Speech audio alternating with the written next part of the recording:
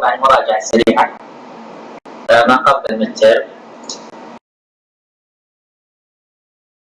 لمادة الجافا CS 140 عفوا، وسأشرح فيها إن شاء الله سلايدات سلايد 5 سلايدات الأولى مع حل الواجب بإذن الله. طبعا نفتح أول شيء سلايدات ونبدأ فيها سلايد، يعني كل سلايد على حدة نشرحه كامل إلى آخر ما ننتهي إن شاء الله. سيكون الشرح بهذا الشكل، يعني السلايد موجود في جهة والتطبيق الجافا سيكون في الجهة الأخرى بهذا الشكل، حتى يكون الشرح واضح، شرح عملي مع يعني شرح نظري مع تطبيق عملي مباشر.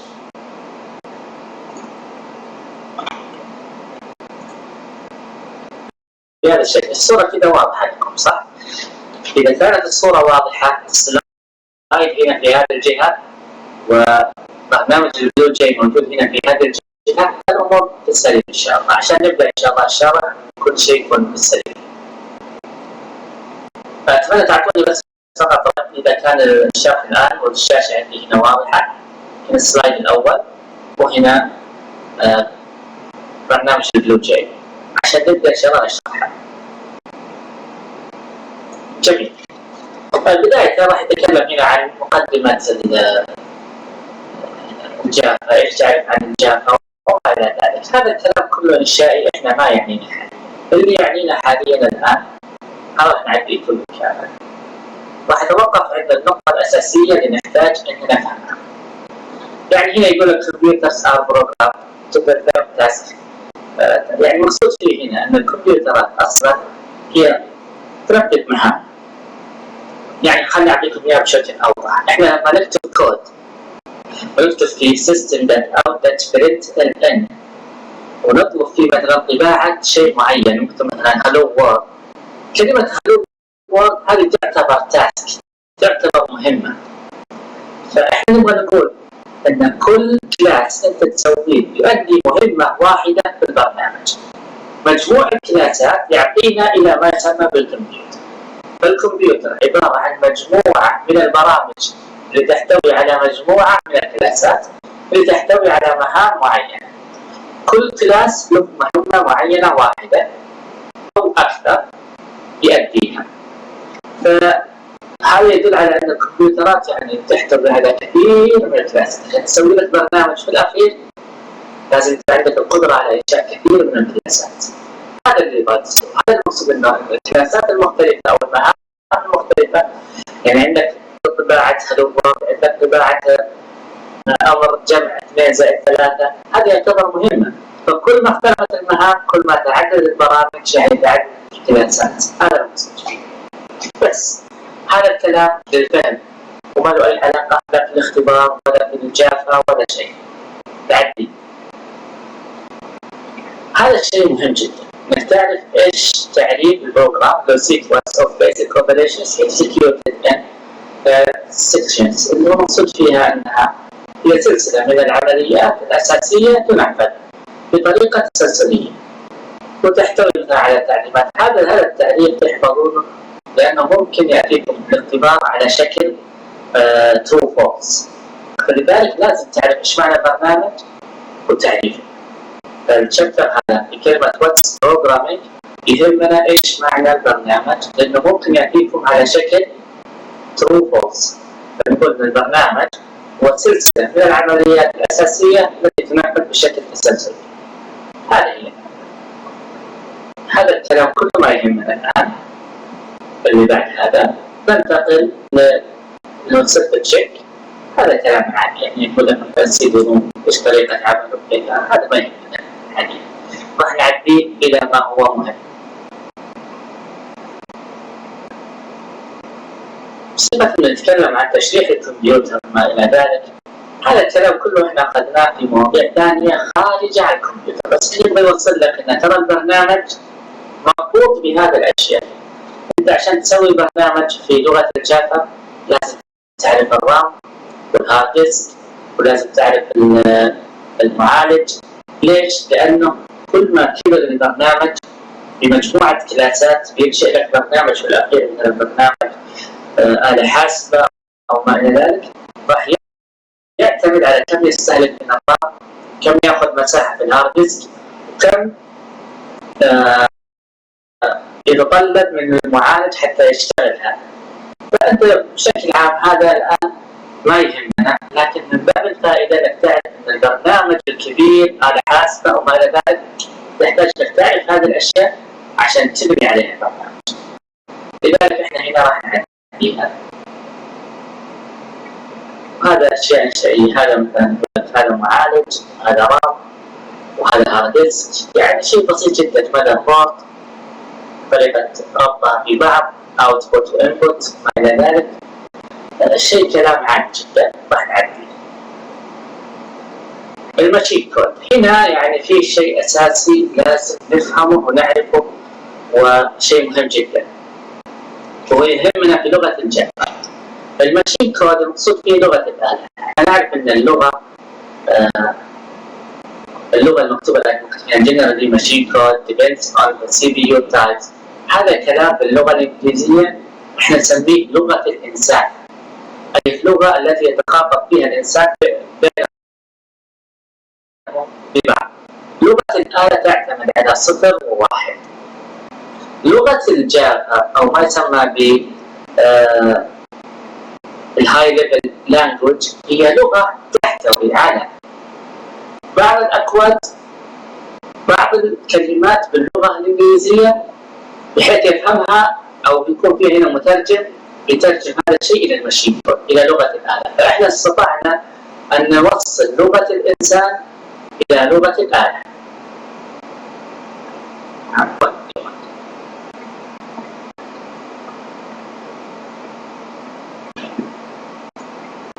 معلش يعني خطأ معين.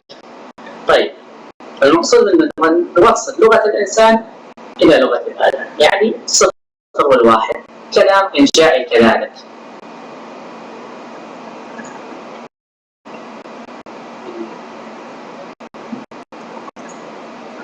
إن شاء الله بس ما يسبب لنا أي خطأ ولا أي شيء معين. طيب المقصود فيه هنا اللي يهمنا في الماشين كود وما إليه ما يسمى بالجي بي إم.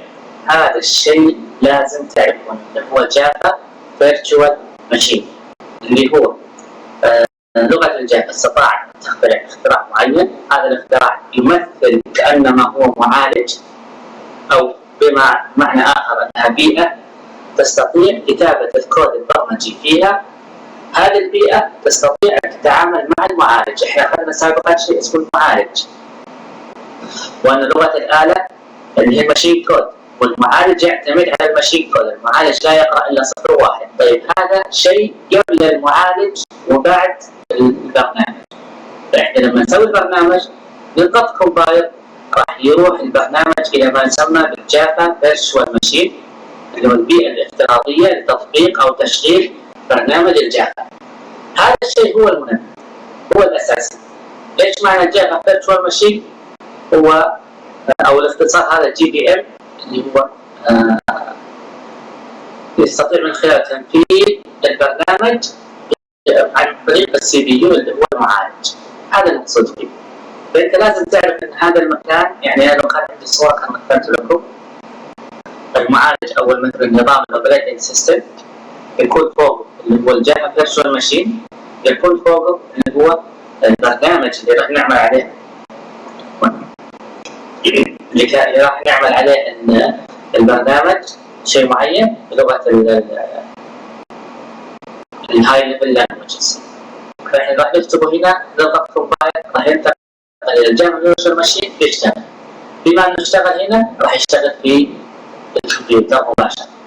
هذا المقصود فيه.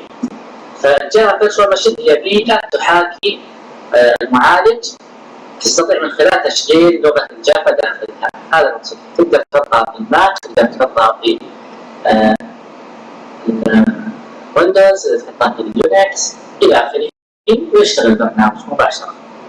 هنا ما يهمنا احنا ان تفهم هذا كله، بل يهمنا ان الجي بي ام معناها جافا فيرتشوال ماشين. احفظ هذا الاختصار. ايش وظيفته؟ execute يعني in many types of CPU.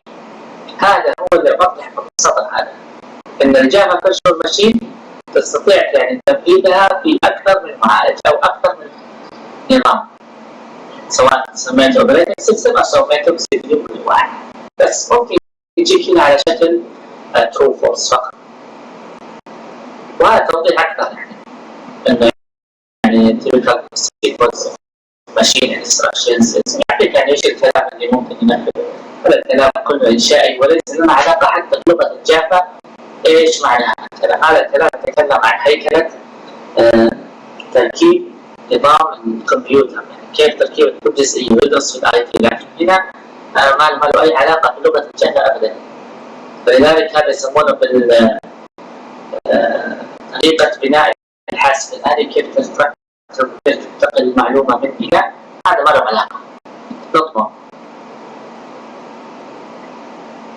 هنا شيء مهم جدا اللي يسمى بالكومبايلر.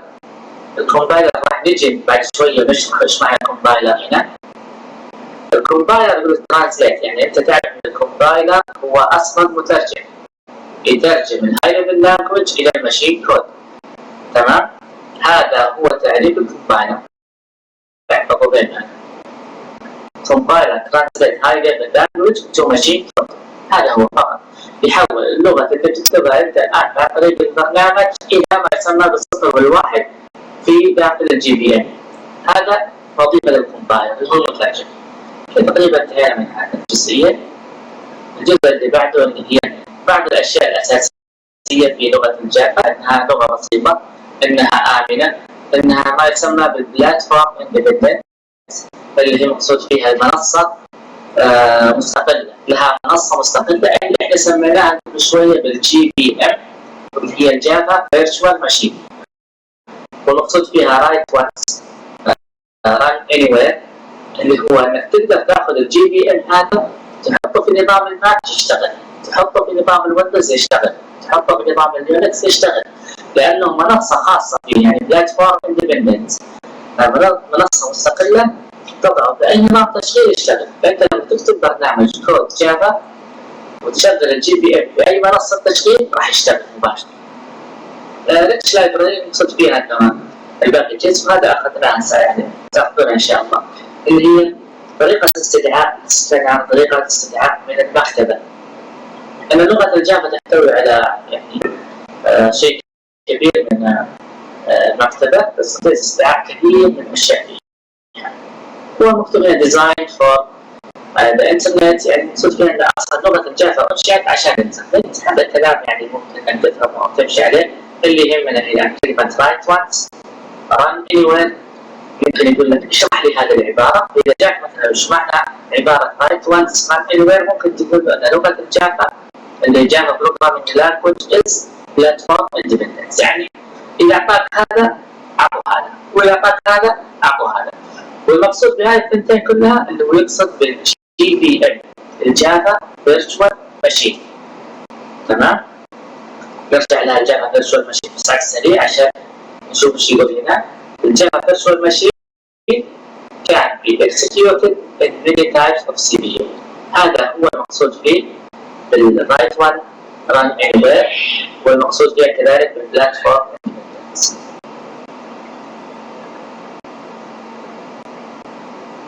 معلش تبغاها نجي هذا معناته انه ما يسمى بالابديت اصلا ما هو داخل في الشات، ما هو داخل في الاختبار المنشط، وهذا كذلك كلام انشائي ما يحتاج ان نعيد ونشرح عليه، راح نعديه مباشره.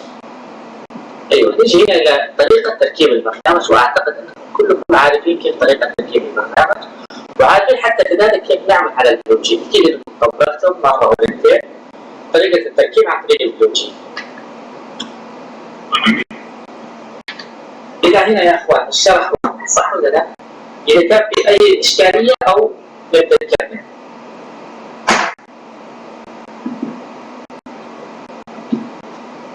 تمام. طيب طريقة إنشاء برنامج جديد يعني بشكل واضح جدا، إحنا مرت علينا ونعرف هذه الأشياء. لو نكتب هنا مثلا هلو،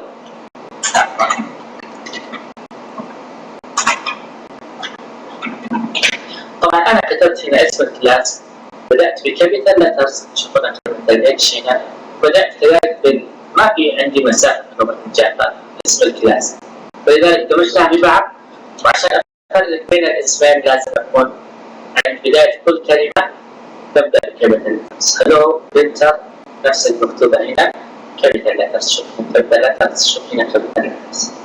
طيب هذا البرنامج راح أمسح كل الكلام الموجود فيه بس عشان ما يشوش علينا، نجيب هنا عشان بس واضح.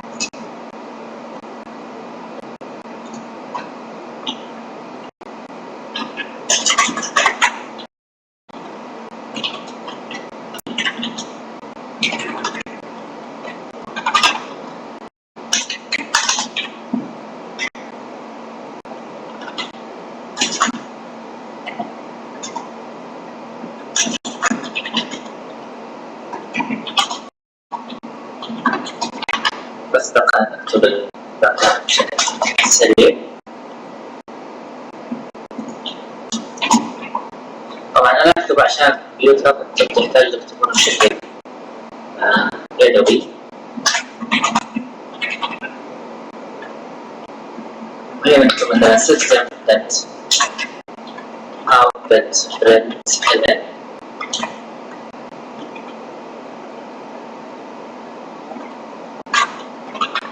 هلو.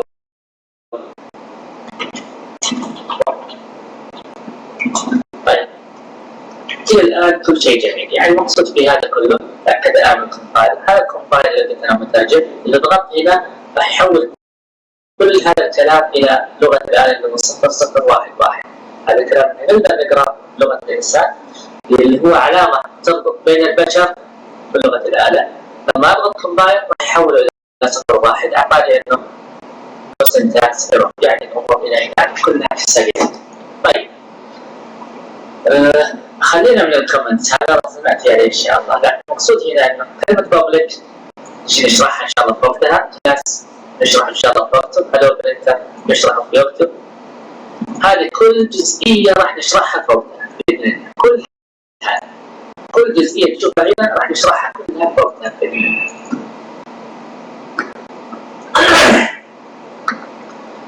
فلذلك اللي يهمني انا الان عشان بس تكتب انت برنامج بلغه الجافا، اعتقد ان كلكم تقدرون تكتبون بهذا الشيء. هذا البرنامج system.out.println. اللي يهمني الان راح اركز على بعض الاشياء الاساسيه اللي فيه. اول شيء راح اسوي راح امسح هذا كامل.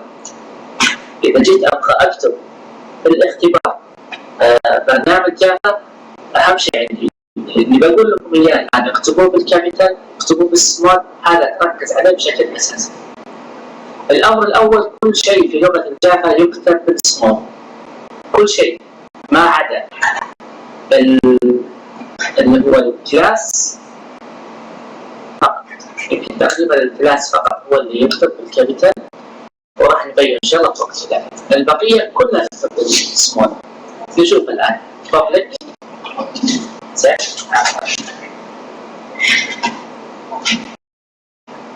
لحظة خلينا تجي ساعة صح لا تمشي ثاني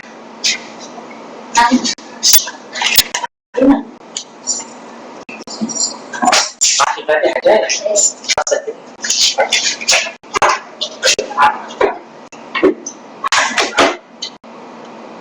نرجع نكمل. public يكون بالسمول letter، class small letter، شوف public تبدأ بسمول letters كلها small، class small letters. هذه الأشياء كلها راح تجيكم فيها بشكل فيكس، وراح تجيكم فيها بشكل الاختبار نفسه إنه يعطيكم إياها كابيتال، بيقول لك طلع الخطأ الموجود في الكود. لاحظ small letters اسم الكلاس راح يكون بالكابيتال. hello بدينا اسم الكلاس بدايته راح يكون بالكابيتال. الفتح والاغلاق لازم تتاكد. اول شيء جيت تبغى تقرا الكود، اقرا كلمه public هل هي كلمه صحيحه ناقص فيها حرف او لا، واقرا اول حرف هل هو كابيتال او لا. هذا واحد. اثنين اسم الكلاس هل هو كابيتال او سمول. كلمه كلاس هل هي كامله كابيتال او سمول، لازم تكون كلها سمول. هالو برنتر لازم يبدا اول الحرف لاسم الكلاس بالكابيتال واسمه الكامل. الشيء الثاني الكلاس هذا له فتح وله اغلاق لازم تتاكد منها. فانت اذا جاء كود اول شيء هنا الفتح والاغلاق مع اسمها. ننتقل للجزئيه الثانيه. هنا نقول public كله small static small void small main small كلها small. لاحظ public static void main هذه تحفظ بشكل كامل. لا يحط في المين قبل الفويد ولا الفويد قبل الستاتيك ولا يعني دائما يحاول يشيل هذا يحطه بدل الفويد هذا الشكل. فانت لازم تعرف ان هذا كلها سمول. الشيء الثاني انها ممكن يغير لك في الحروف حقتها. الشيء الثالث ممكن ياخذ هذه يحط كلمه ويحطها قبل الفويد خطا. في هذا الشكل تكتب الكل على لكن احفظوها لانها يجي فيها تريك الاختبار يقول لك طلع الاخطاء الموجوده. المين ميثود حطيناها لازم يكون في قوسين هذه نتاكد منها. بعد المين لازم فيها القوسين داخلها مكتوب كلمه سترينجز بالكابيتال سترينج. تمام؟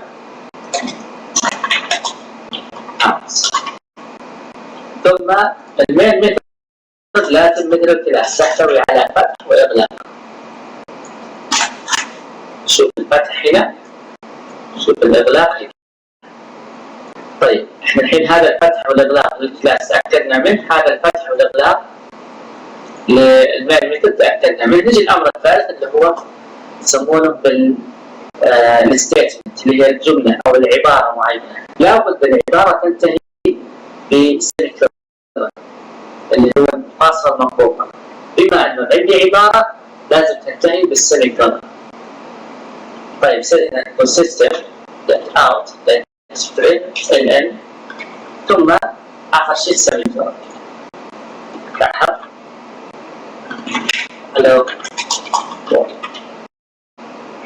طيب ليش قلنا سيميكولون؟ لان هذا اصلا جمله عباره كامله تنتهي لازم كل عباره تنتهي بالسيميكولون. احيانا يحدد لك السيميكولون يقول لك طلع الخطا الموجود فتاكد من هذا. ليش هنا السيستم جت بالكابيتال لترز؟ لان السيستم اصلا اسم اوبجكت. السترينج هذا اسم اوبجكت والاوبجكت والكلاس هي نفس بعض. لما نقول اوبجكت او نقول كلاس اعتبر انها شيء واحد لا تحاول انك تفرق بينها. بعدين بيجي وقت التفريق. الان اعتبرها شيء واحد. لذلك احنا قلنا الكلاسات اسماء الكلاس تكون بالكابيتال والباقي كله سمول كله كامل سمول ما عدا النصوص على حسب. كذا الى الان تقريبا النقطه يعني واضحه في هذا البرنامج وسننتقل اللي بعده.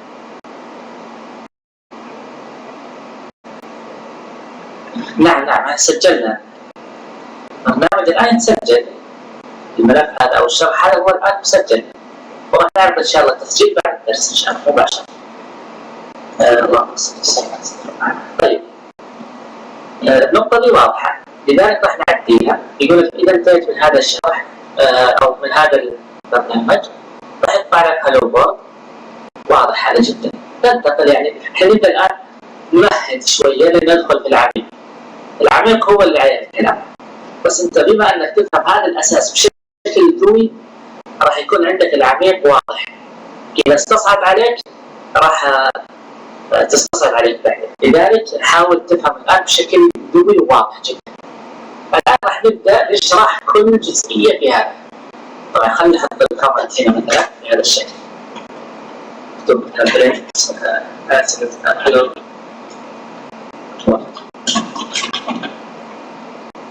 هذا كومنت معين بس عشان نجي نشرح نقول هذا كومنت. طيب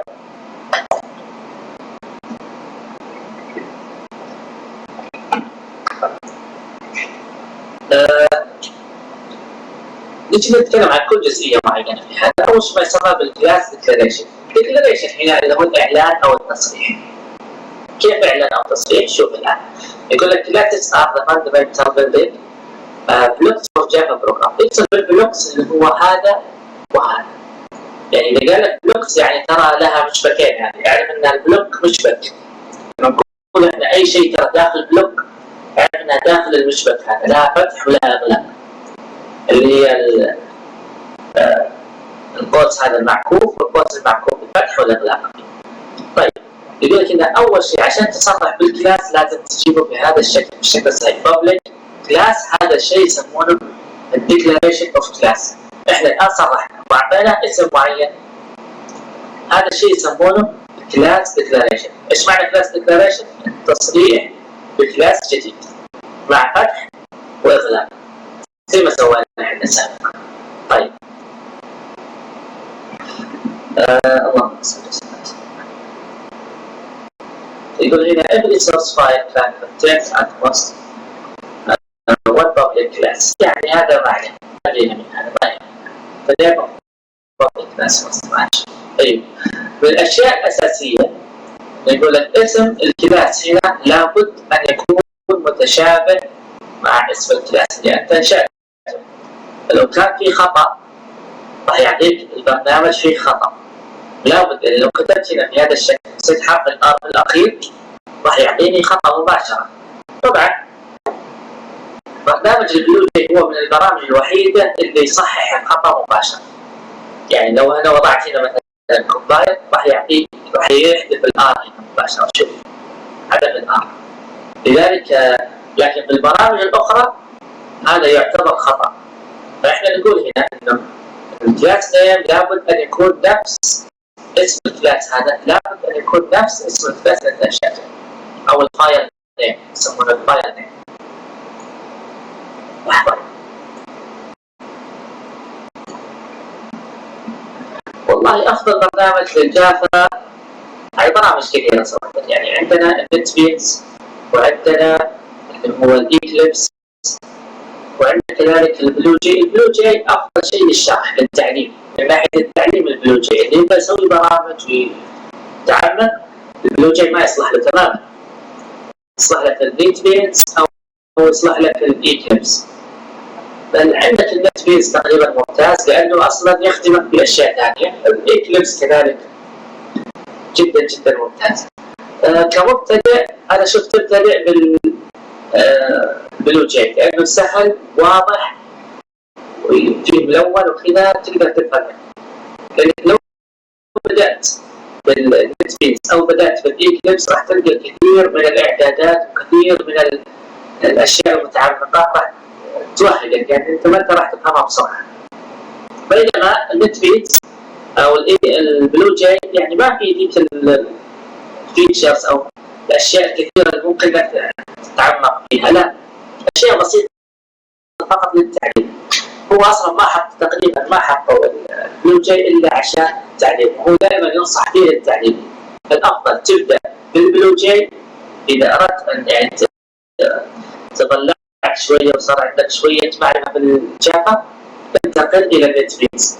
البلوجي والنت بينز شركتهم واحده، ودائما يقولون النت بينز اصلا مبنيه على البلوجي، فلذلك انت تحاول تنتقل من البلوجي الى النت بينز. الايكليبس له طرق اخرى وهو يعني كل الشيء اللي موجود في الايكليبس هو موجود في النت بينز، وانت لك الخيار يعني شوف ايش يصلح لك ايش الشيء المناسب لك. لكن انت ابدا بالبلوجي انتقل بعده للنت بينز كذا يكون افضل يعني. طيب هنا تقريبا كلام الشرح هذا واضح، هذا الكل يعني هذا الشيء هذا كل الشباب تعرفون بهذه الطريقه، لكن انا قاعد اركز على اسم شيء معين. هذه الاشياء كلها تجيك بشكل يعطيك كود ويقول لك صح اوجد الاخطاء الموجوده فيه، فانت لازم تعرف ان هذا اسمه ذكر بهذا الشكل. طيب هنا يبغى يقول لك ان الكلاس اللي هو برنت اسم الكلاس هذا لابد ان يساوي نفس اسم الملف الكلاس الفايل نيم. اذا اختلفت هذا الشيء يكون في خطا في البرنامج. لذلك الاشياء الاساسيه يقول لك لو اعطاك سؤال وقال لك ترى الفايل نيم اسمه كذا كذا واعطاك كلاس والكلاس اسمه يختلف، هنا تعرف انه في قاعد يعني يسوي تريك وانه قاعد يحاول يلعب عليك، انت لازم تكتشف هذا الشيء. طيب المقصود فيه انه لابد ان يكون اسم الكلاس يساوي الفايل نيم. طيب ننتقل اللي بعده، ننتقل ما يسمى بالمين ميثود. المين ميثود اللي هو هذا، ويقصد فيه هذا اللي بالاصفر كامل، هذا يسمى كله مين ميثود من فتح واغلاق.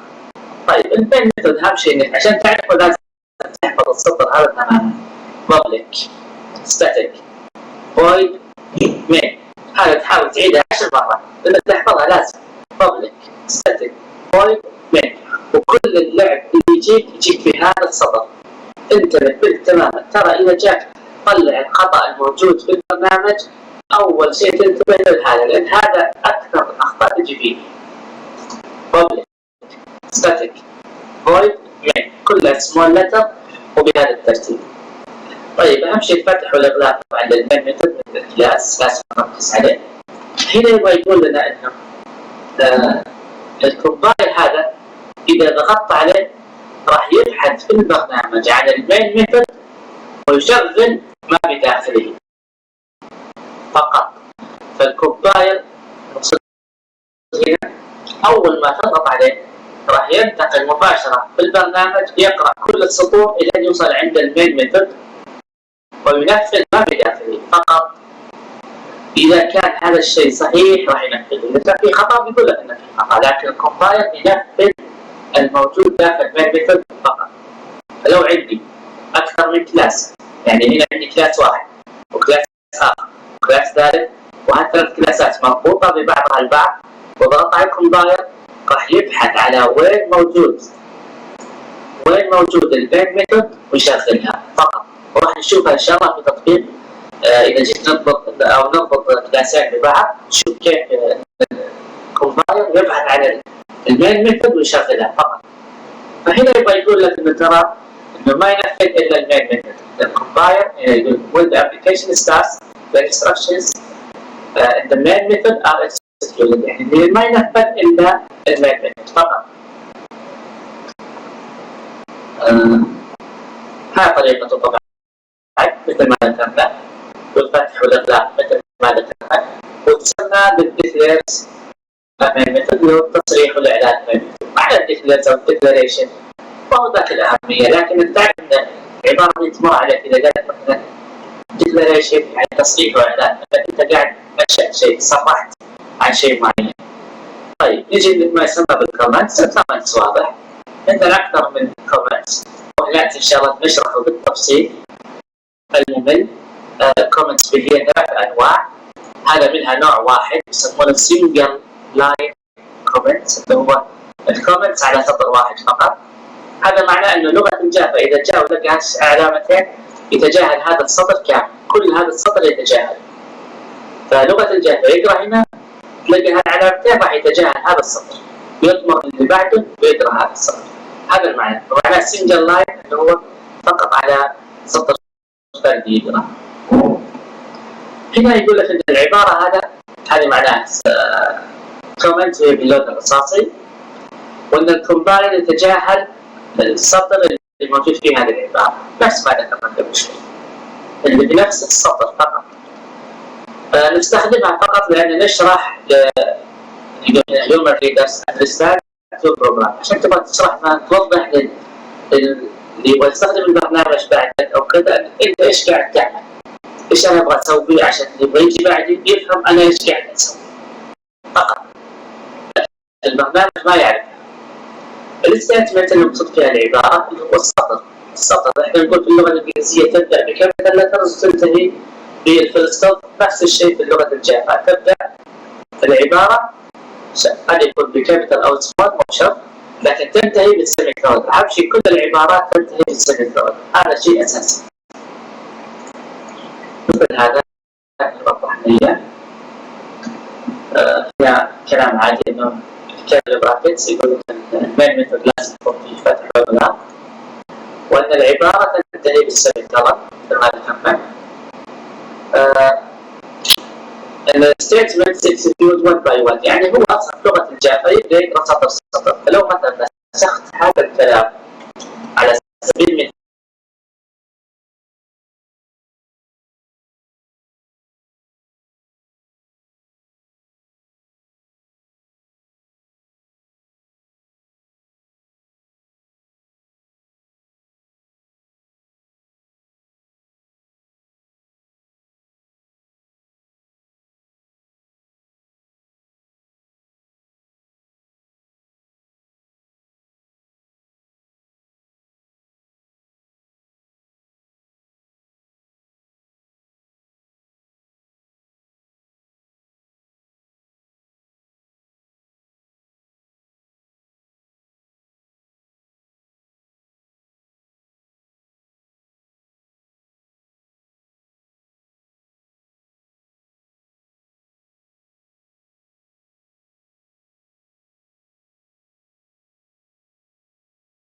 يعني يكون واضح، وانك تعرف ايش معنى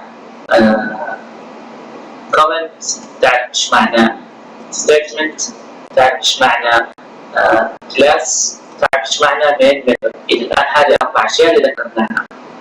ذكرنا الكلاس وكل واحده خصائصها. الكلاس لها كيرلي براكتس، والمين ميثود لها كيرلي براكتس. طيب نجي ما يسمى بالكول ميثود او الميثود كول، طريقه استدعاء الميثود وندائها وتنفيذها.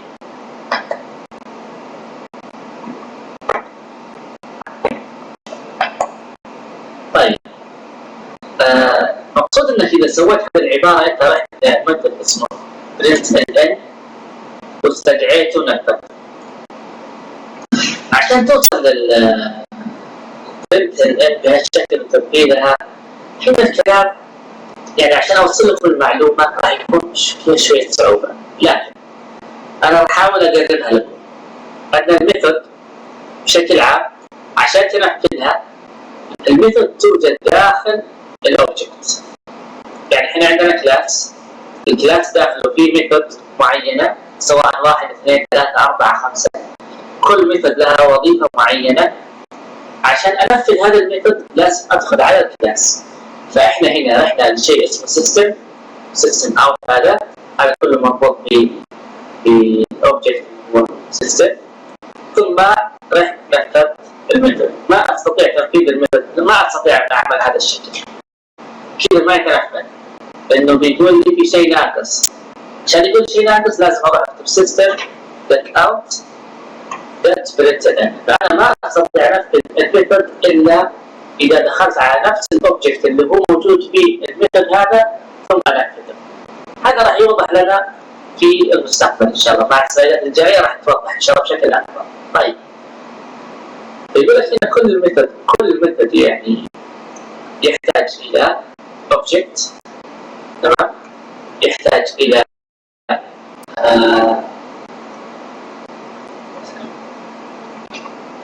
صوت. لحظة، هل الصوت واضح؟ هل في صوت أو لا؟ إذا ما في صوت يا شباب أنا أشوف. إيه تمام، حلو، الصوت واضح. إذا نتذكر يا أخونا غزالي، تأكد من الصوت أو حاول تطلع وترجع إشارة أن الصوت واضح.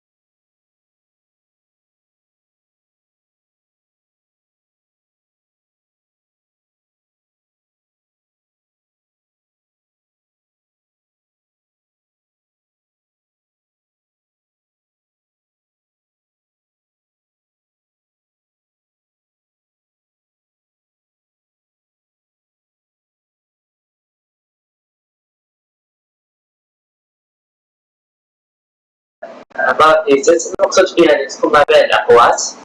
هذا كل شيء داخل الميثود في هذا المكان، أي شيء بين القوسين هذا يسمونه بالباراميتر، أو يسمونه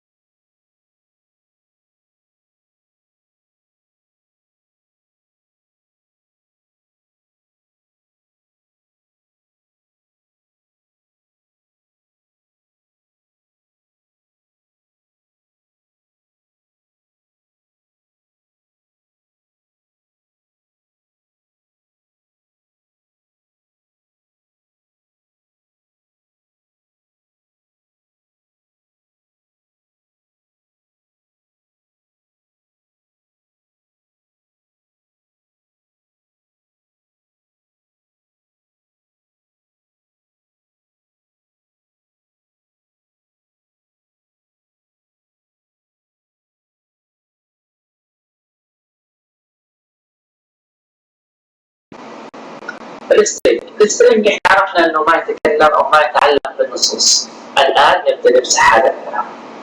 تمام؟ نخلي لنا بس فقط الكلاس، ونخلينا بعد الكلاس اللي هو المين. نبدا نتكلم عن السترينج. احنا دائما نقول ان السترينج بهذا الشكل، سترينج مثلا greeting يساوي هذه عبارة الو. السترينج المقصود فيها النصوص. ايش اشياء نتكلم فيها او نريد ان نتكلم عن النصوص لابد ان تكون داخل السترينج. احنا السترينج ليش شكله يختلف او ما يجي باللون الاحمر راح نشرح ان شاء الله بعدين. لكن السترينج اول شيء هو نوع من انواع الداتا تايب او تعريف احنا نصرح فيه عشان نتكلم عن النصوص. اذا اردنا نتكلم عن النصوص دائما نستخدم السترينج هذا الشكل. فالسترينج يقول quotation mark equals of characters includes in double quotation mark. ركز على double quotation mark. هذا من اهم الاشياء في السترينج، ان السترينج تكون بين quotation mark. وهي من الاشياء اللي تبين لك فيها خطا في البرنامج، انه ينسى لك واحده منها. يحط لك هنا واحد وينسى واحدين. شوف اللون تغير من الاخضر للاسود. الحين لما رجعناها رجعنا. فالمقصود ان الكوتيشن مارك من اهم الاشياء في السترينج.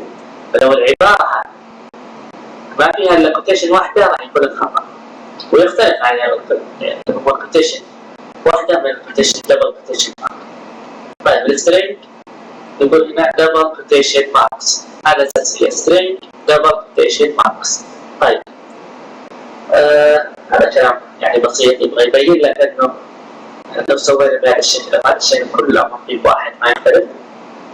يعني مثلا يبغى يفرق لك بين برنت ال ان. هذا اعطيك يعني هنا عشان تكون واضحه بس تكتب السيستم الاوت برنت ال ان. تمام؟ هذا ميثود. ولو كتبت هذا الشيء شوف هنا هلو قد سطر ثاني وكتبت هنا مثلا بدل الهلو كتبت كواد. تمام؟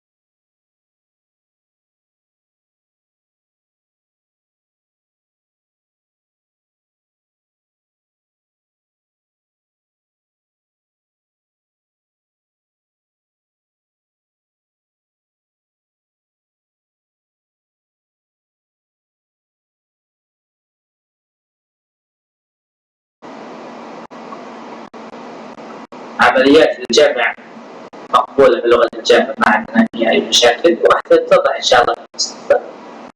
الإديتنج جافا الجافا يعني لغة حساسة.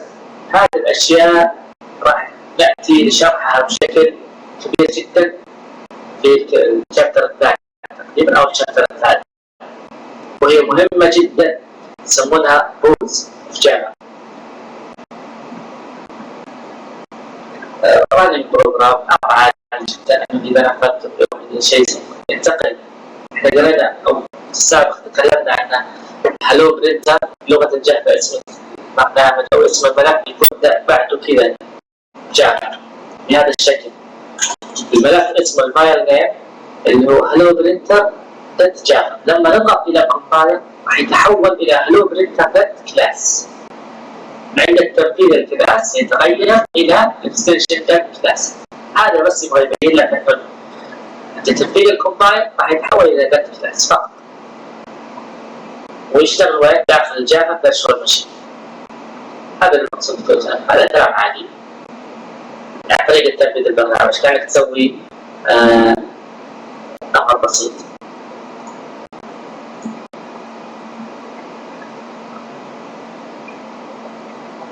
تفضل اللي عنده أي استفسار أي سؤال ما يسأل، لأن تقريبا خلصنا من هذا الشابتر، ما أعتقد في شيء يعني أساسي. الروتس هنا مهم راح نشرحه.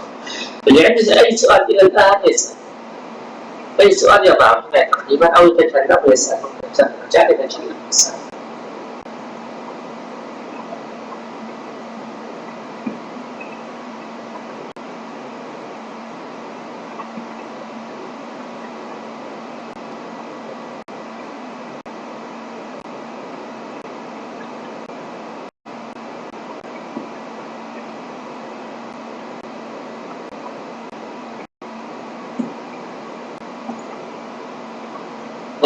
نحاول نشرح كل شيء بإذن الله، راح نشرح كل شيء نقطة نقطة. طيب ممتاز، إلى الآن يعني الأمور واضحة بإذن الله.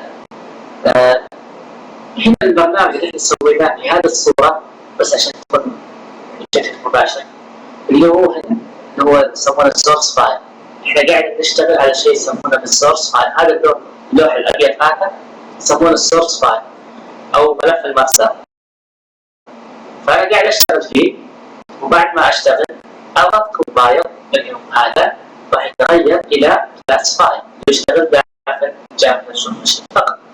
الكومبايل يحول هذا الشيء اللي كنت تبغى تشرحه بشكل أكبر. إيش وظيفة الكومبايل؟ تحويل السورس فايل إلى كلاس فايل. ليش؟ عشان working on virtual machine. هذا معنى كومبايل يحول السورس فايل إلى كلاس فايل يشتغل فيه اللي هو الفيرتشوال ماشين. هذا ممكن يعطيكم سؤال أو اشرح أو كذا، يعني سؤال أو اشرح أو كذا، أنت كنت فاهم الصورة فقط.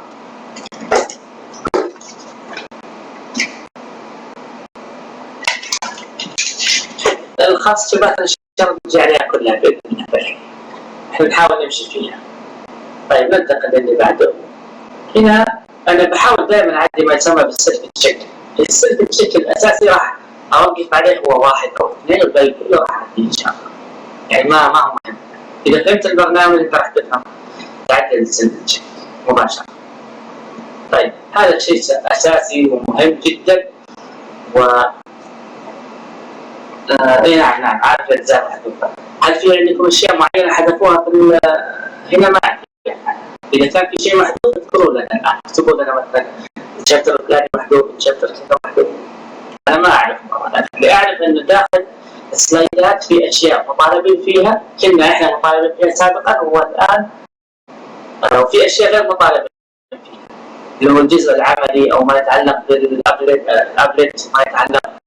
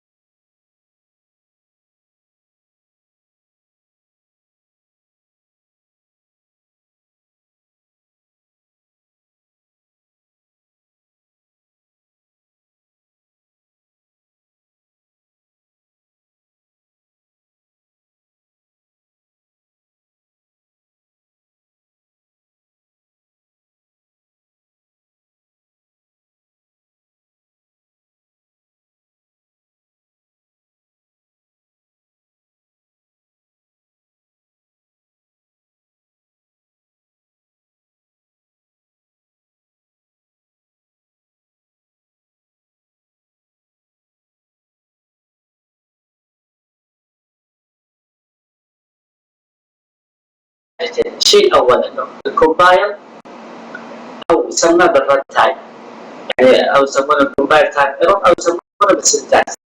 سنتاكس أنت دائما اربط كومبايل بالسنتاكس، هذا شيء واحد.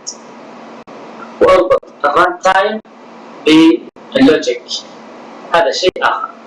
عندنا نوعين من الأخطاء النوع الاول يسمونه بالكومبايل تايم ايرور، كومبايل تايم. والنوع الثاني يسمونه بالران تايم. كومبايل تايم، كومبايل هذا زين. الكومبايل يعني راح يقرا لك اياه سطر سطر. الران تايم يعني عند التنفيذ راح يشوف هل في خطا ولا لا.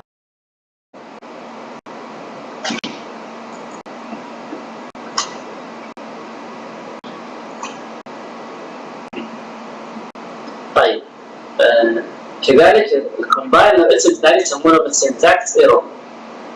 نعم. والران تايم له اسم ثاني يسمونه باللوجيك ايرور. فاحنا ممكن يجي يقول لك طلع لي سنتاكس ايرور ترى يقصد الكومبايل، يمكن يقول لك طلع لي لوجيك ايرور ترى يقصد الران تايم. هذا معناه. يا سلام يا سلام عليك بالله، ممتاز. فالمقصود في الكومبايل تايم ايرور يساوي سنتاكس نفس الشيء. لما نقول مثلا ران تايم ايرور مقصود فيها لوجيك، يعني انت حاول تنطقها ببعض. لما احنا نقول يعني ما عندنا ذلك كله، إذا ما عندنا الا نوعين من الاخطاء. النوع الاول كومبايل او سنتاكس، والنوع الثاني ران تايم او اللوجيك. يعني بعباره اخرى عشان اوضح لكم اياها، ما عندنا الا نوعين من الاخطاء، يا خطا برمجي اللي هو كومبايل او سنتاكس، يا خطا لغوي اللي هو اللوجيك. يا خطا برمجي يكون في البرنامج نفسه، مثلا انسى هذا السطر، احذف السيميكولون هنا واسوي كومبايل راح يعطيني خطا. شوف يعني يا خطا برمجي يا خطا لغوي. طيب الخطا البرمجي بهذا الشكل، شفت شلون؟ هنا حذفنا السيميكولون، بعطيكم الان كل الاخطاء البرمجيه المتوقعه. ابغاك تركز لي. الخطا اللغوي عشان تفرق بينه وبين الخطا البرمجي، خليني احذف هذا السطر هذا عشان ما يشوش علينا.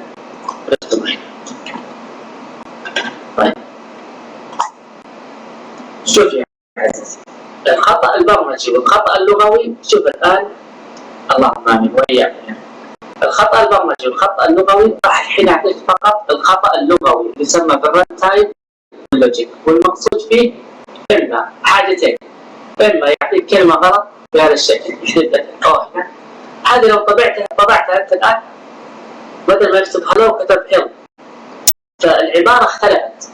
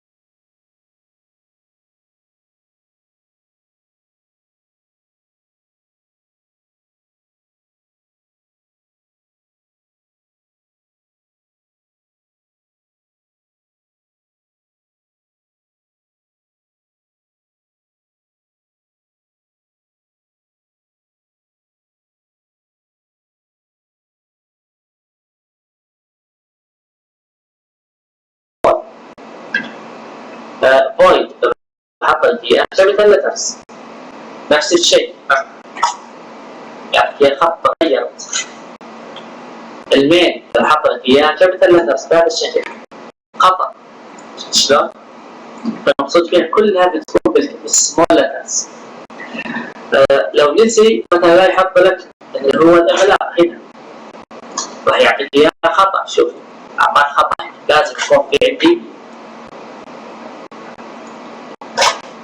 بهذا الشكل، لازم عندي اللي هو اغلاق حق الكلاس. لو نسيت اللي هو الفتح والاغلاق كذا راح تنساه، راح يعطيك اياها خطا. لو نسي هنا يحط لك اياها سبور السيستم، يعطيك اياها خطا مباشره. شوف اعطاني خطا هنا. جيد. لو الاوت هذه حطها لك كابيتال يعطيك خطا مباشره. شلون؟ الاوت كتبها بشكل خاطئ.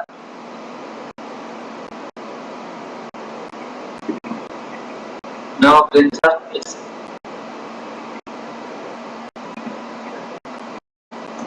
لحظة بس، وش مقصود بنو برينتر؟ تعتبر كومبايل. كل الاخطاء تعتبر كومبايل، كل الاخطاء تعتبر كومبايل ايرور ما عدا الخطأين هذا.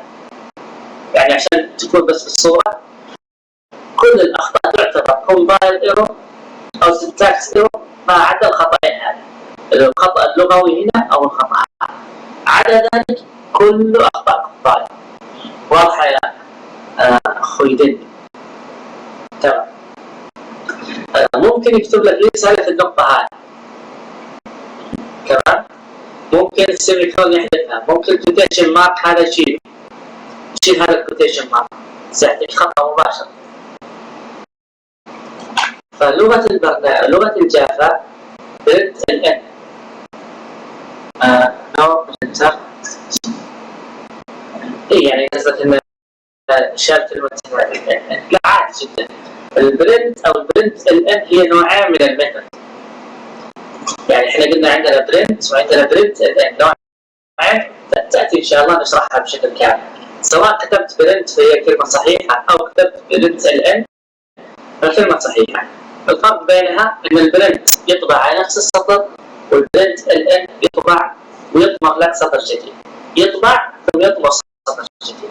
يعني يطبع بعد ما ينتهي يطمر سطر. هذا المقصود فيه. تمام.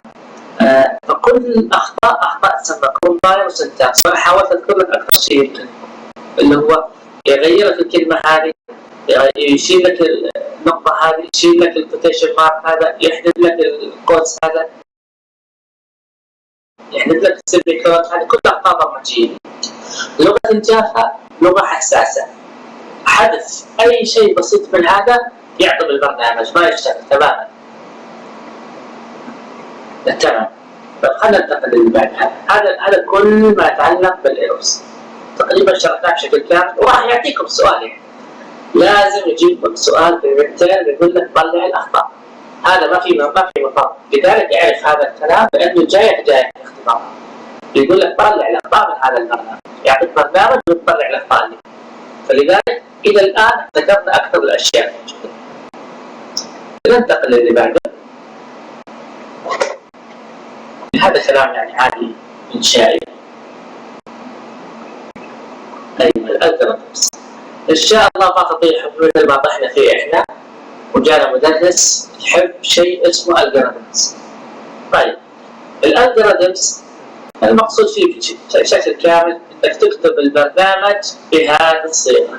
شوفوا الصيغه هذه اللي انا قاعد اشتغل عليها، تكتب البرنامج باللغه الانجليزيه. المقصود فيه كانما يقول لك جنبك واحد ما يعرف لغه الجافا وانت جالس تشرح له لغه الجافا، تقول له مثلا احنا الان قاعدين نطبع، احنا الان قاعدين نعمل نجمع زائد 5 كذا. لما انت تشرح لشخص هو اصلا لا يرى، اعتبر اللي جنبك شخص اعمى وتبغى تشرح له لغه الجافا تتكلم باللغه الانجليزيه. فاحنا المقصود بالالجوريثمز تحويل لغه الجافا بالشكل هذا اللي يسمونه بالهاي ليفل لانجويجز، كلمه برنت وسيستم دوت اوت، الى كلام يفهمه، كلام مسموع او مكتوب يفهم الطرف الاخر، يفهمه شخص معين. هذا المقصود فيه. فعلى سبيل المثال لو ابغى اكتب هذا البرنامج بالالجوريثمز راح اكتب بهذا الشكل. شوف هنا، شوف تحت هنا في الفراغ الابيض راح اكتب بهذا الشكل. شوف برنت اكتب كذا الو فقط. هذا الكلام يعبر عن هذا البرنامج بلغه الالجوريثم.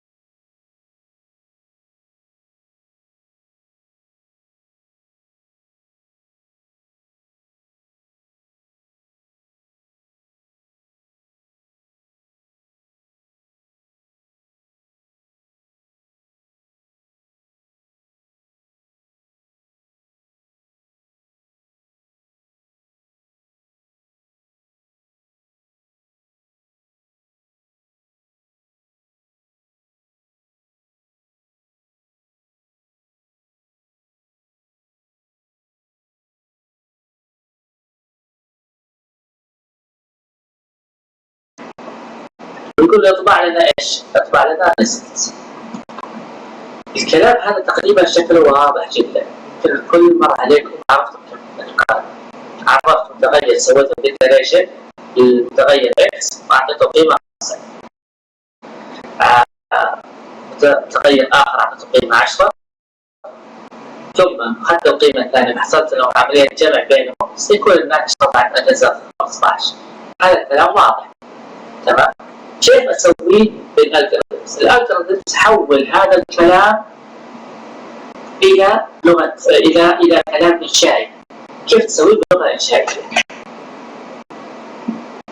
طيب شوف الآن كيف نسوي. بداية نقول كذا شوف كلير تمام، يعني تصرح نمبر هذا نكتبه كذا نمبر 1 تمام، ثم تكون تكتب هنا كلير نمبر 2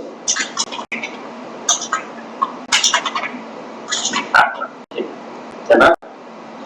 يعني لازم تصريح بالرقم الأول، لازم تكتب الرقم الأول بهذا الشكل، ما ينفع تكتب مع مثلا قيمة وتعقيب، ما ينفع تكتب مع مثلا قيمة وتعقيب. التصريح بالرقم الثاني ثم تكتب بهذا الشكل. شوف تتوسط الثالث تكتب فيه declare result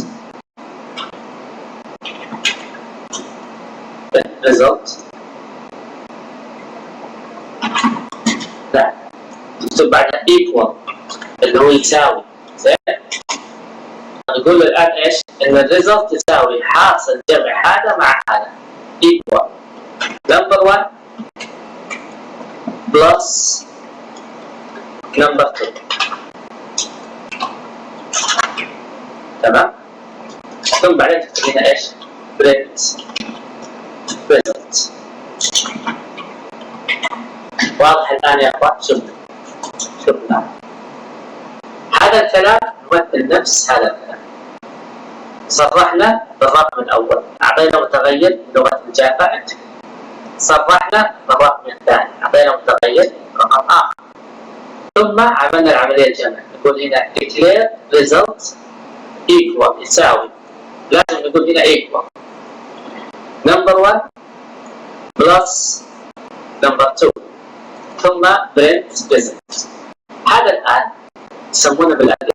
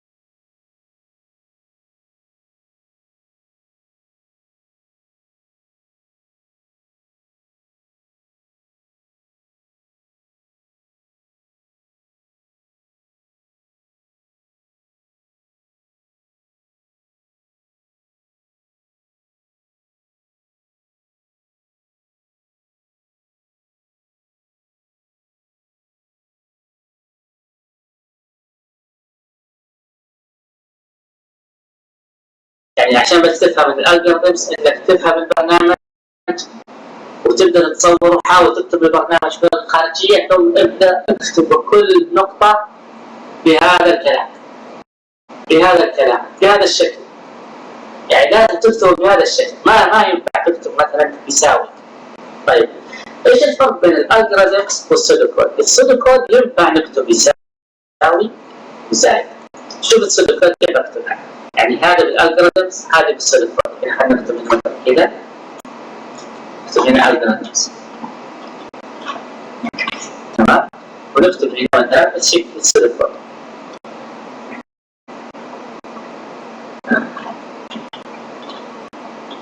بالشكل هذا. السودو كود الفرق فيه ان نسوي ديكلاريشن نمبر 1 ديكلاريشن نمبر 2 ريزلت، نقدر نكتب هنا يساوي كذا نمبر 1 بدل البلس نقدر نكتب علامة البلس. هذا الفرق بين الالجوريثمز والسودو كود. السودو كود هو نفس الالجوريثمز لكن تستطيع انك تكتب فيه يساوي بهذا الشكل ماشي. اما الالجوريثم هذا هو طبعا في النت حتى قليل شرح عن السودو كود والالجوريثمز، كلهم يعتبرونها شيء واحد، وهي فعلا هي شيء واحد، لكن عندنا احنا بالكتاب نفصل فيها بان لازم تكتبوا بهذا الصيغه الالجوريثمز. واحنا ابتدينا يعني في درسنا بان يشرح لنا الا تجيب لي كل شيء الجوريثمز. فالمقصود بالاكبر من هنا تشوف يساوي يساوي يساوي علامه الضرب هذه اكبر من هذا كله المقصود فيه اللي هو السودو كود. ما عليك حتى لو كان مكتوب تحت الالجوريثمز، لكن المقصود فيه عباره السودو كود يساوي بالعلامات هذه. على ذلك كلها متساويه، على ذلك كلها متساويه، يعني هذا هو المقصود فيه كلها متساويه. اذا جانا اف ستيتمنت نكتب اف else واضح تقريبا يعني. فهذا هو المقصود فيه بالالجوريثمز، دائما تجينا بهذا الشكل. نعم العلامات الحسابيه تعبر عنها من الالجوريثمز، تكتبها كما هي، الزائد زائد والناقص ناقص والضرب ضرب والقسمه قسمه بهذا الشكل تكتب. يعني بدل ما تكتب قسمه تكتب ديفايد ديفايد، بدل ما تكتب مثلا ضرب تكتب مالتبلاي، بدل ما تكتب يساوي تكتب ايكوال بهذا الشكل. هذا في الالجوريثمز لازم تكتب كل شيء، بدل ما تكتب مثلا اكس بهذا الشكل مجهول لا تكتب مثلا نمبر 1 نمبر 2 تعطي صيغه معينه بهذا الشكل لازم كذا يطلع لك هذا الالجوريثم. فتقريبا الصوره الان ان شاء الله انها واضحه ايش معنى الالجوريثم. لو عطت برنامج يقول لك مثلا سوي لي برنامج سوي لي 3 اشخاص مثلا يحسب لي قيمه من اعلى عمر بين 3 اشخاص، فانت راح تكتب مثلا بيرسون نمبر 1 بيرسون نمبر 2 بيرسون نمبر 3 مثلا، او مثلا ايج نمبر 1 ايج نمبر 2 ايج نمبر 3 بهذا الشكل. والله الفائده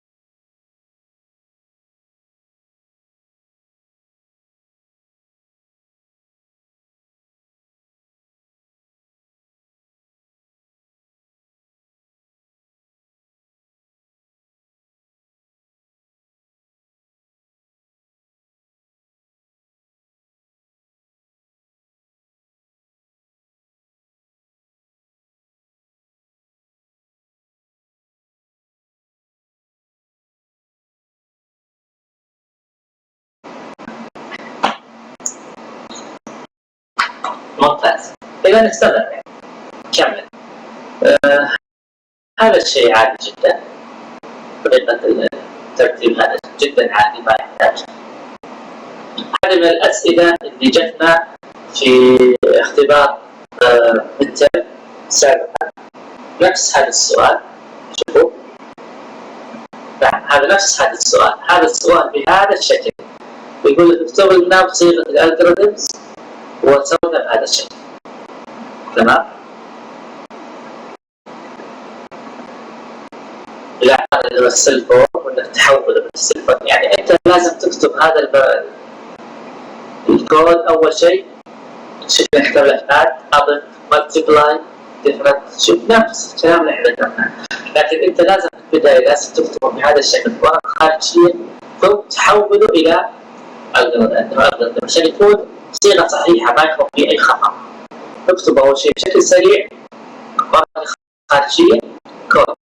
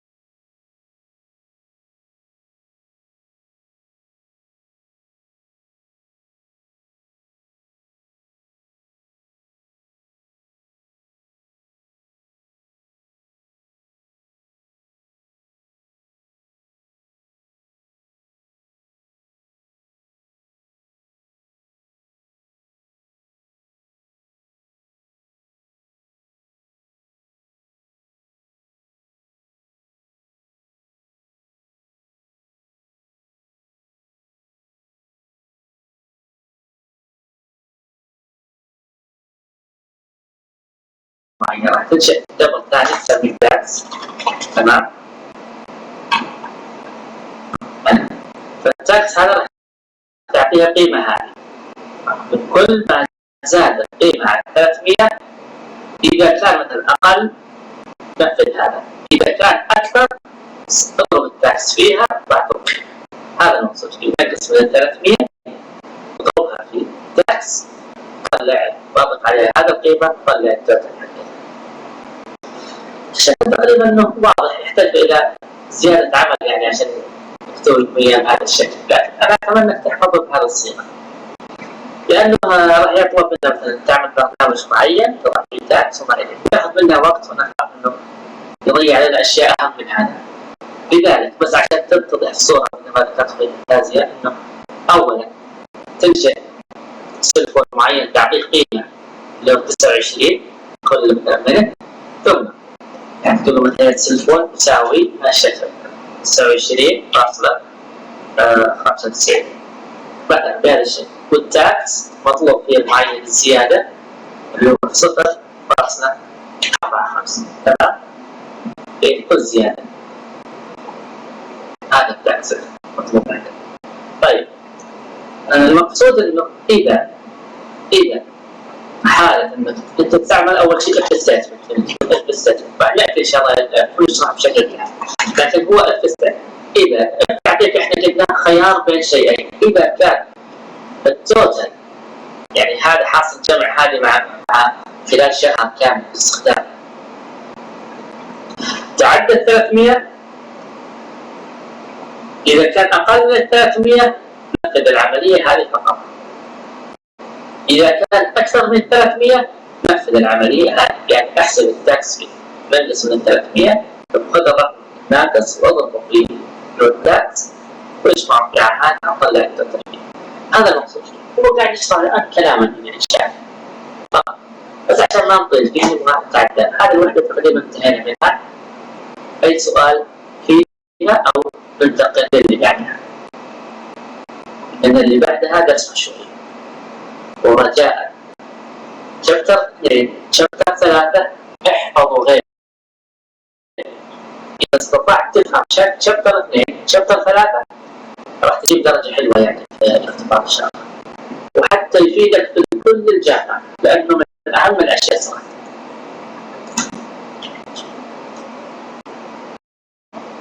طيب ننتقل للشابتر اللي بعده.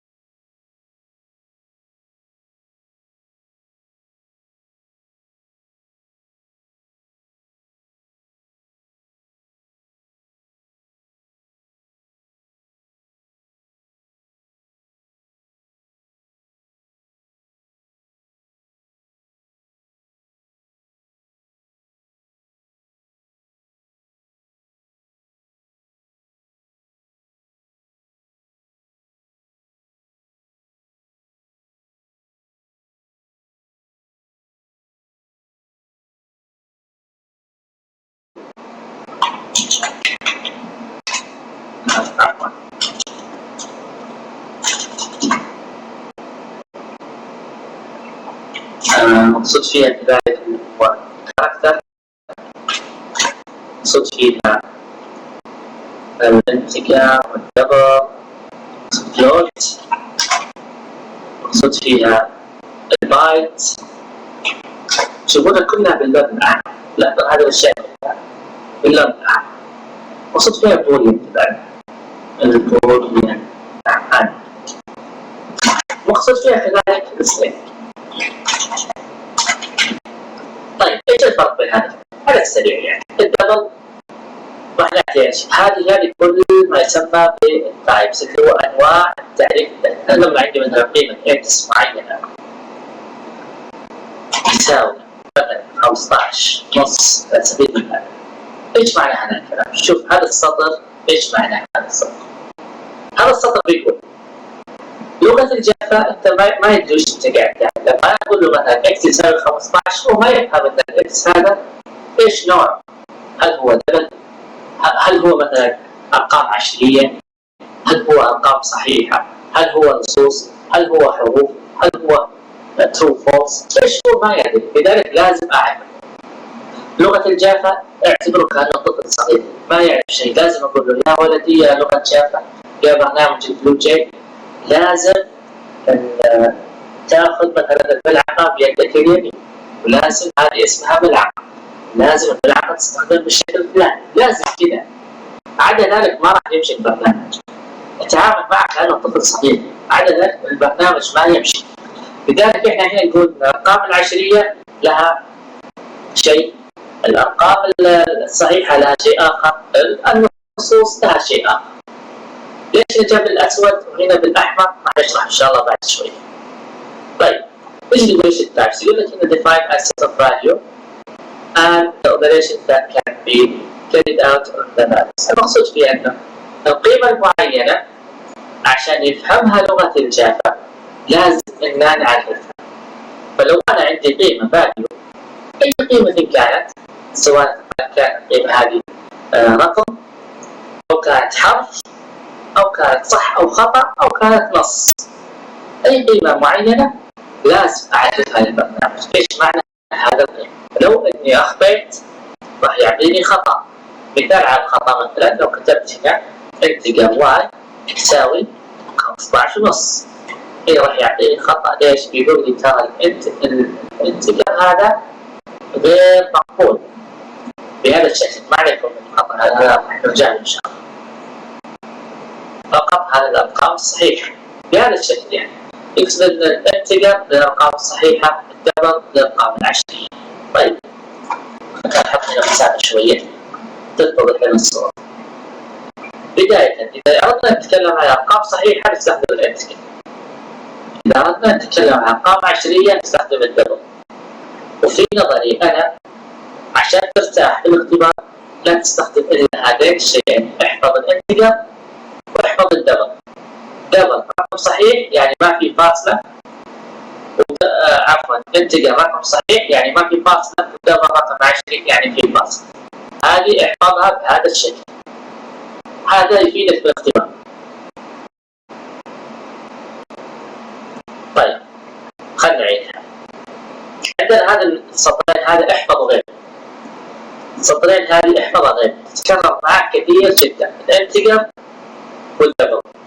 الانتجر خاص بالارقام الصحيحه اللي ما فيها فاصله.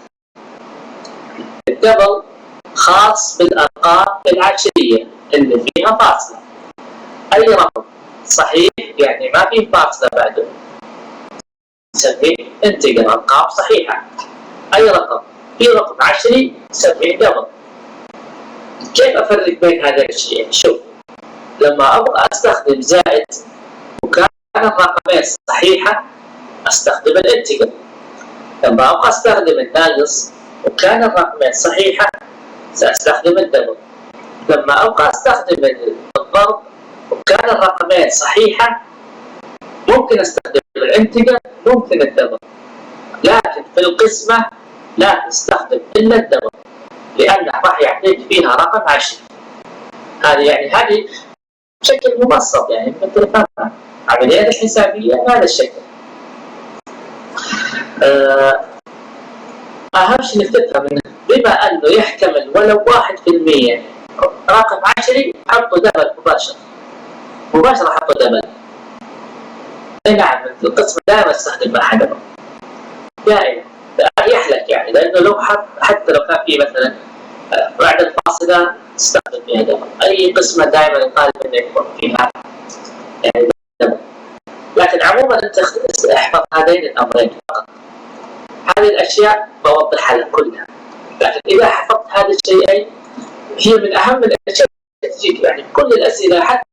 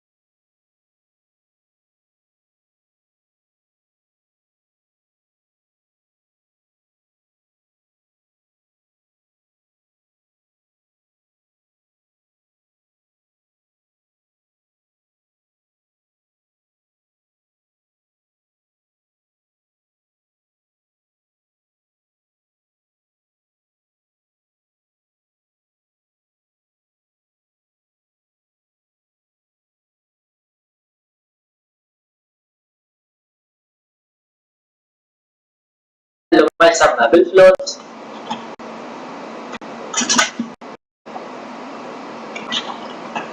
يسمى بالدبل. تمام؟ حلو. الامرين هذه يا طويل العمر عندنا الفلوت والدبل، كل هذين الشيئين تستخدم في الارقام العشريه، الفلوت تستخدم في الرقم العشري، الدبل تستخدم في الرقم العشري. الغالب نستخدم الدبل. كم تحجز في الذاكره داخل الميموري، كم تاخذ من بايت، هذا ما يجيك اصلا من الاسئله، ما تجيك من الشيء. ممكن تعرفها لك شخصيا، لكن ايش تستخدم داخل الذاكره من بايت هذا ما يفيدك في الاختبار. اللي يفيدك ان هذه الثنتين كلها تستخدم الارقام العشريه. زين؟ الامر الثالث انه دائما نحن بالفلوت نستخدم الشائع الدبل. الحين صار عندنا الشائع في الارقام الصحيحه الانتجر والشائع في الارقام العشريه الدبل. نجي للامر الثالث، هذا اكتب لكم هنا انتجر، والامر الثاني اللي هو الدبل. نجي للامر الثالث اللي هو الكاركتر كار، اللي هو ما يتعلق بالحروف. مثلا انا ابغى اعرف تغير اكس اعطيه قيمه معينه كحرف تساوي بهذا الشكل، اعطيه حرف كابيتال A B C D E F G الى اخره. الكاركتر هذا تعرف على داخل التايب يسمى كاركتر. الامر اللي بعده طبعا هنا انتجر عشان بس يكون واضح، انتجر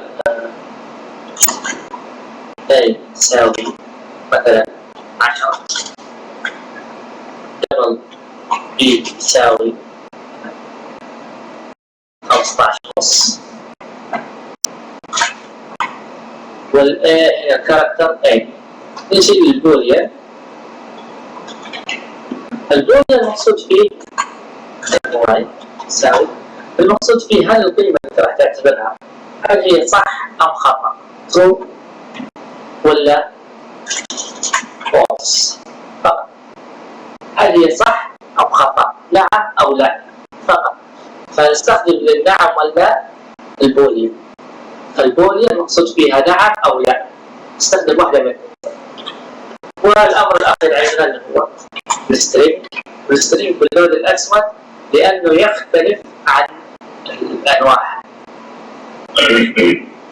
عفوا، يختلف عن الأنواع هذه كلها تسمى تايبس. فالتايبس هي كل هذه الأشكال والأسماء اللي سميناها قبل، عشان كذا السترينج بالانجليزي يساوي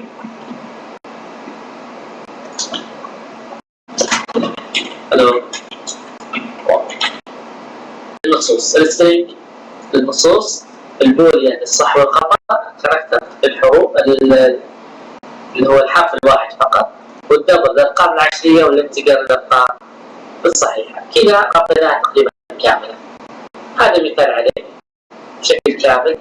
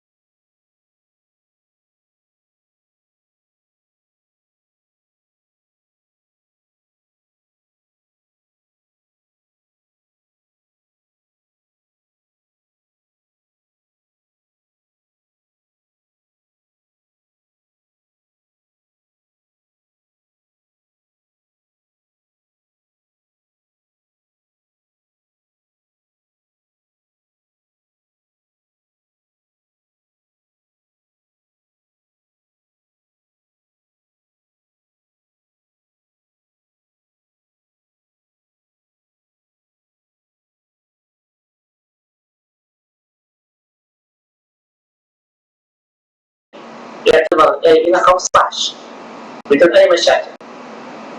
زين، هذا ما يريد أن يوضح الآن في لغة الجافا وما يسمى بالبريمتيف تايبس. البريمتيف اللي هو اللون الأحمر.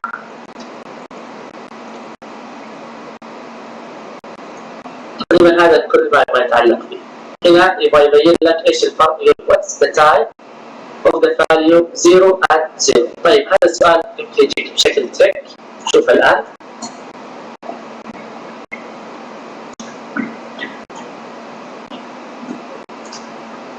طيب اعطاك الان 0 بهذا الشكل والزيرو بين كوتيشن مارك. احنا نقول هنا ان الانتجر اكس يساوي 0 بهذا الشكل، هذا رقم صحيح. ونقول هنا string زين، شوف string y يساوي 0. الزيرو هنا رقم صحيح، والزيرو هنا نص. الزيرو هنا نص كتابي. فالفرق بين هذين الشيئين أن الأول رقم صحيح والثاني نص كتابي. الأول انتجر والثاني string. الزيرو هذا انتجر والزيرو هذا أصلا string، بما أن في كوتيشن إذا نعطوه مباشرة عنه string. هذا اللي يبغى يوضحه تقريبا بهذا الشكل.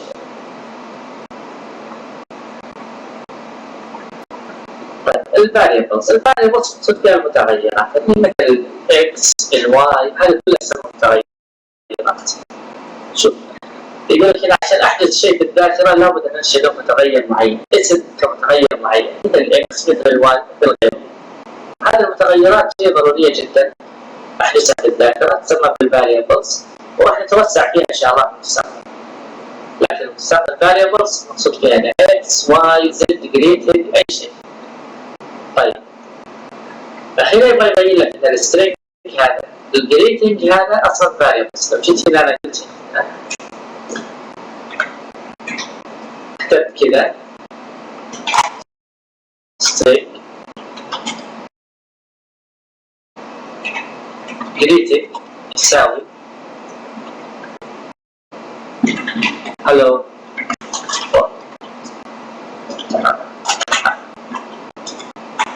طيب هذه جملة عبارة صحيحة، خلونا نفصلها بشكل كامل. نفصلها بشكل كامل. ايش معنى العبارات هذا؟ أول شيء شوف هنا، شوف معي. نقول إن السترينج هنا أصلا عبارة عن ايش؟ يساوي داتا تايب. داتا تايب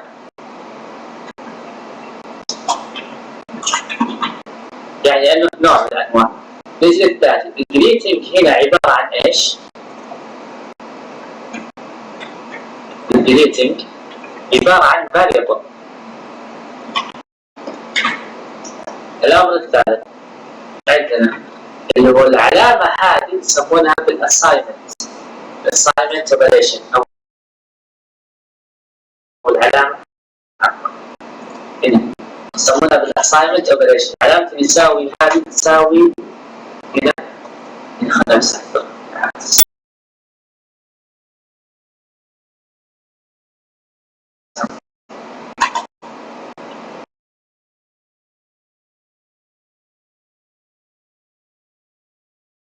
العلامه هذه يسمونها بالاساينمنت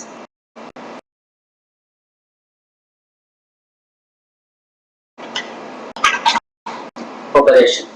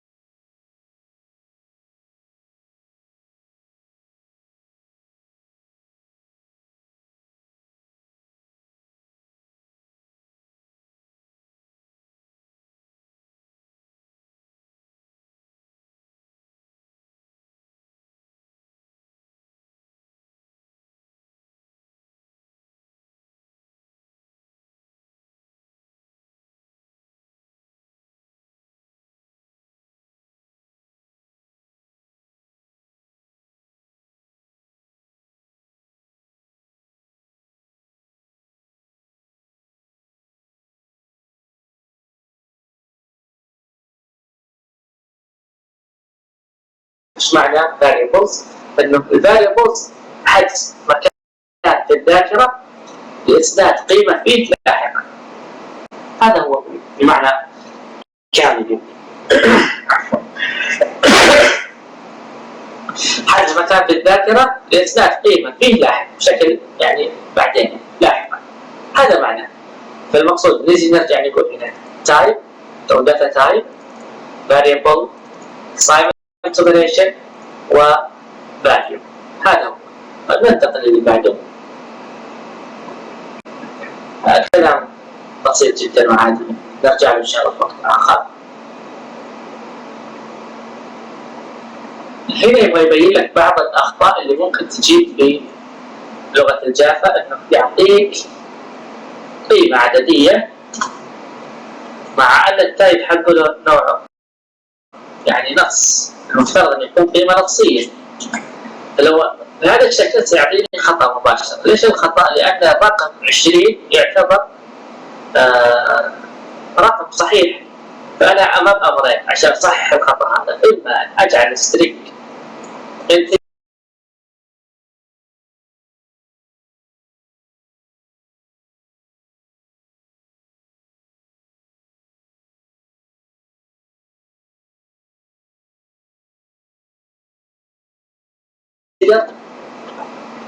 او اني اغير هذا القيمه العدديه الى نص بحيث احط هنا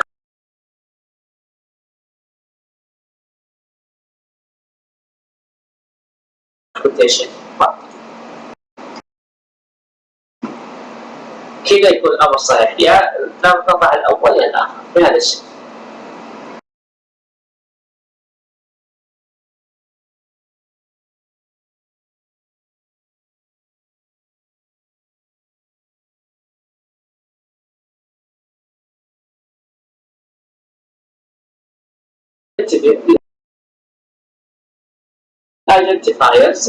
ايدنتيفايرز مهم جدا ونشرحه بشكل مهم، لذلك ابغاكم تاخذون بريك لمده 10 دقائق تريحوا فيها تغيروا الجو، وبعدين نرجع نكمل بما يسمى بالايدنتيفايرز.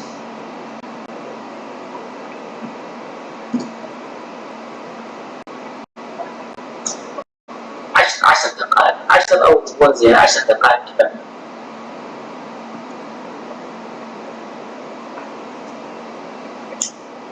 الله يعطيك العافيه. 10 دقائق ونكمل ان شاء الله.